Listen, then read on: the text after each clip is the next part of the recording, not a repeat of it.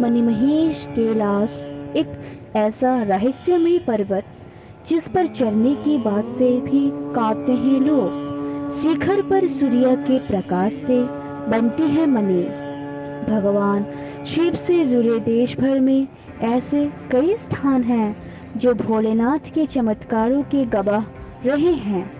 यूं तो देश की ज्यादातर पहाड़ियों में कहीं न कहीं शिव का कोई स्थान मिल जाएगा, लेकिन शिव के निवास के रूप में सर्वमान्य कैलाश पर्वत के भी एक से ज्यादा प्रतिरूप पौराणिक काल से धार्मिक मान्यताओं में स्थान बनाए हुए हैं।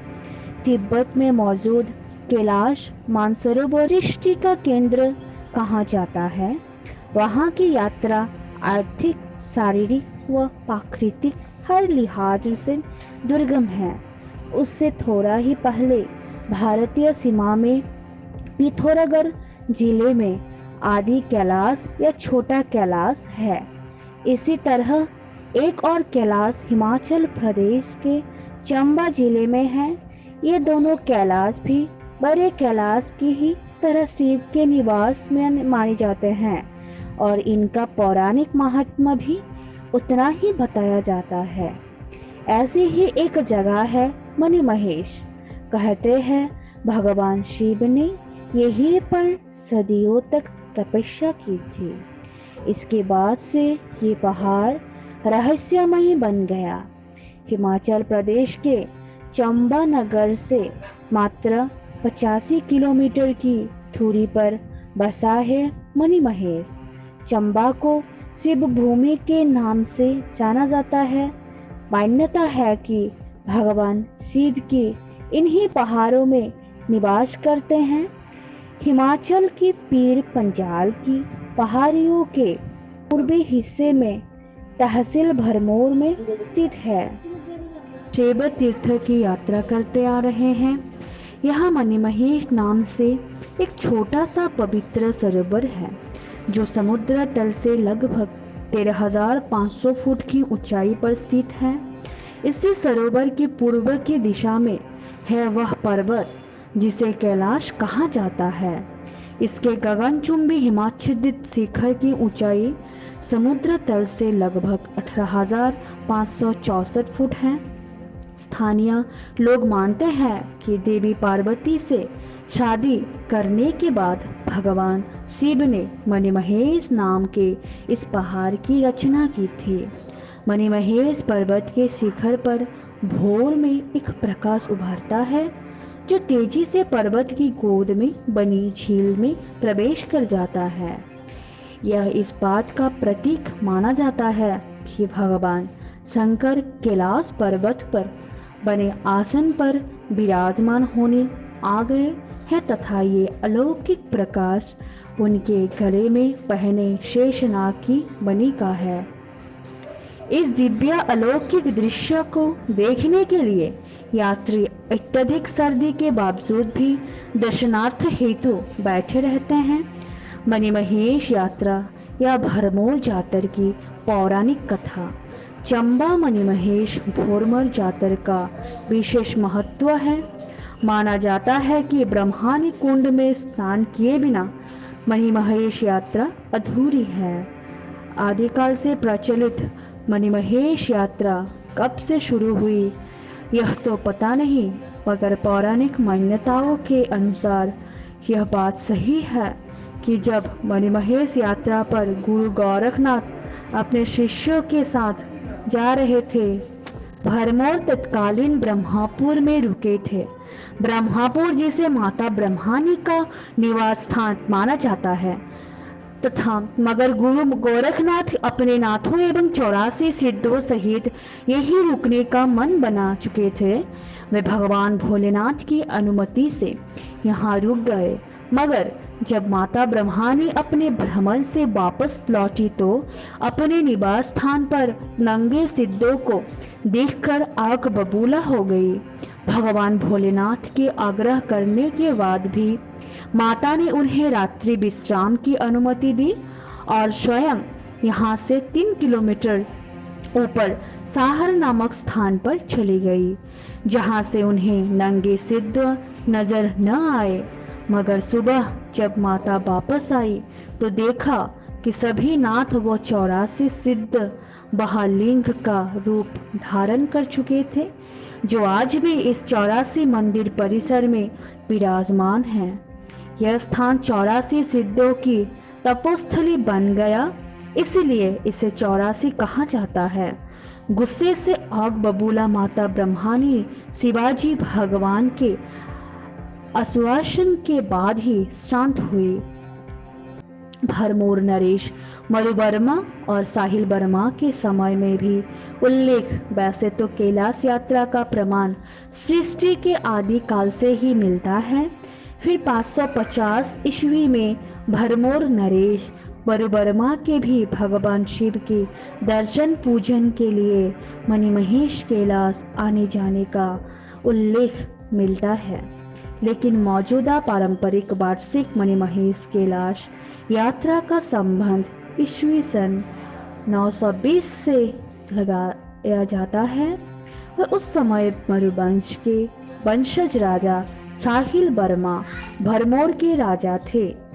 उनकी कोई संतान नहीं थी। एक बार 84 योगी ऋषि इनकी राजधानी में पधारे। राजा की विनम्रता और आदर सत्कार से प्रसन्न हुए। इन 84 योगियों के वरदान के फलस्वरूप राजा साहिल वर्मा के 10 पुत्र और चंपावती नाम की एक कन्या को मिलाकर 11 संतान हुए। इस पर राजा ने उन 84 योगियों के सम्मान में भरमौर में 84 मंदिरों के एक समूह का निर्माण कराया, जिनमें मणिमहेश नाम से शिव मंदिर और लक्षणा देवी नाम से एक देवी मंदिर विशेष महत्व रखते हैं। यहाँ पूरा मंदिर समूह उस समय की उच्च कला संस्कृति का नमूना आज भी पेश करता है। राजा साहिल वर्मा ने अपने राज्य का विस्तार करते हुए चंबा बसाया और राजधानी भी भरमौर से चंबा में स्थानांतरित कर दी। उसी समय चरपटनाथ नाम के एक योगी भी हुए। चंबा गजतियर में वर्णन के अनुसार योगी चरपटनाथ ने राजा साहिल वर्मा को राज्य के विस्तार के लिए उस इलाके को समझने में काफी सहायता की थी। गीता प्रेस गोरखपुर से प्रकाशित कल्याण पत्रिका के शिवोपासनांक में छपे एक लेख के अनुसार मणिमहेश कैलाश की खोज और पारंपरिक वार्षिक यात्रा आरंभ करने का श्रेय योगी चरपटनाथ को जाता है। मणिमहेश यात्रा या जातर पहले यात्रा 3 चरणों में होती थी। पहली यात्रा रक्षाबंधन पर होती थी, इसमें साधु संत जाते थे। दूसरा चरण भगवान श्री कृष्ण जन्माष्टमी के अवसर पर किया जाता था, जिसमें जम्मू कश्मीर के भद्रवा भलेश के लोग यात्रा करते थे। ये सैकड़ों किलोमीटर की यात्रा पैदल ही अपने बच्चों सहित करते थे। तीसरा चरण दुर्गाष्टमी या राधाष्टमी को किया जाता है, जिसे राजाओं के समय में मान्यता प्राप्त है। अब प्रदेश सरकार ने भी इसे मान्यता प्रदान की है। मणिमहेश कैलाश की ऊंचाई 18,654 फुट की है, जबकि मणिमहेश झील की ऊंचाई 13,200 फुट की है। लोग मणिमहेश झील में स्नान करने के बाद अपनी श्रद्धा के अनुसार कैलाश पर्वत को देखते हुए नारियल व अन्य सामान अर्पित करते हैं। झील के किनारे बने मंदिरों में भी सामान चढ़ाते हैं। मणिमहेश कैलाश की यात्रा के मध्य में ढंजो नामक स्थान पड़ता है। इस स्थान से आगे जाकर पवित्र गौरीकुंड है। पार्वती कुंड और भरमौर में कैलाश के साथ मणिमहेश सरोवर, यह दोनों जल स्रोत सभी के आकर्षण का केंद्र है। गौरीकुंड के बारे में कहा जाता है, यह माता गौरी का स्नान स्थल था। यहाँ पर स्नान कर तीर्थ यात्री पवित्रता का एहसास करते हैं। इससे लगभग 1.5 किलोमीटर की दूरी पर स्थित है। मणिमहेश सरोवर आम यात्रियों व श्रद्धालुओं के लिए यही अंतिम पड़ाव है। चंबा के लक्ष्मी नारायण मंदिर से भगवान शिव के चांदी की छड़ी लेकर चली यह यात्रा राख, खरामुख आदि स्थानों से होती हुई भरमौर के 84 मंदिर समूह में भगवान मणिमहेश की पूजा के बाद हर्षल धांचू होते हुए राधा अष्टमी के दिन मणिमहेश पहुंचती है। मणिमहेश झील तक का पहाड़ी रास्ता प्राकृतिक सौंदर्यों के दृश्यों से परिपूर्ण है। हर्षल तंग घाटी में बसा क्षेत्र है। इसको पार करने के पश्चात धंचू पहुंचा जाता है। धंचू का अर्थ है झरनों में प्रमुख झरना। इसके संबंध में भी एक पौराणिक कथा है कि शिव भगवान भस्मासुर से बचते हुए इसी झरने की कंदराओं के पीछे छिपे थे। तब भगवान विष्णु ने मोहिनी का रूप धारण कर भस्मासुर का अंत किया और तब शिव यहाँ से निकले। गौरीकुंड स्थल से आगे जाकर मणिमहेश झील आती है जो यात्रा को संपूर्ण करती है। यहाँ पर भक्तगण इस झील के शीतल जल में स्नान करते हैं। आस्था है कि झील में स्नान करने से अनेक व्याधियों से मुक्ति मिलती है। इसके पश्चात झील के किनारे स्थित संगमसर से निर्मित भगवान शिव की चौमुख मूर्ति की पूजा करते हैं। पूजा अर्चना के बाद झील की परिक्रमा की जाती है। मनोती पूर्ण होने पर लोग यहाँ लोहे के त्रिशूल व झंडे आदि चढ़ाते हैं। कैलाश के शिखर पर चट्टान के आकार में बने शिवलिंग के आकार की बनी चट्टान सभी को मंत्रमुग्ध कर देती है। बर्फीली चोटियों से घिरी मणिमहेश झील दर्शनीय है। मणिमहेश कैलाश पर्वत एक रहस्यमय पहाड़ जिस पर चढ़ने की बात से भी कांपते हैं लोग। मणिमहेश झील का छोटा सा पवित्र सरोवर है जो समुद्र तल से लगभग 13,500 फुट की ऊंचाई पर स्थित है। इसी सरोवर की पूर्व की दिशा में है वह पर्वत जिसे कैलाश कहा जाता है। इसके गगनचुंबी हिमाच्छादित शिखर की ऊंचाई समुद्र तल से लगभग 18,564 फुट है।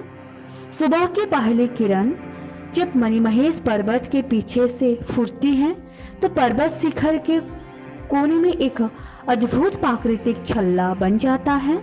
यह दृश्य किसी बहुमूल्य नगीने की भांति होता है। इस दृश्य को देखकर शिव भक्तों की थकावट क्षण भर में दूर हो जाती है। मणिमहेश पर्वत के शिखर पर भोर में एक प्रकाश उभरता है जो तेजी से पर्वत की गोद में बनी झील में प्रवेश कर जाता है। यह इस बात का प्रतीक है माना जाता है कि भगवान शंकर कैलाश पर्वत पर बने आसन पर विराजमान होने आ गए हैं तथा ये अलौकिक प्रकाश उनके गले में पहने शेषनाग की मणि का है। ऐसा माना जाता है कि आज तक इस पहाड़ की ऊंचाई कोई नहीं नाप पाया। इस पहाड़ पर चढ़ना मुश्किल नहीं है, लेकिन जो भी ऊपर गया वह वापस नहीं लौटा।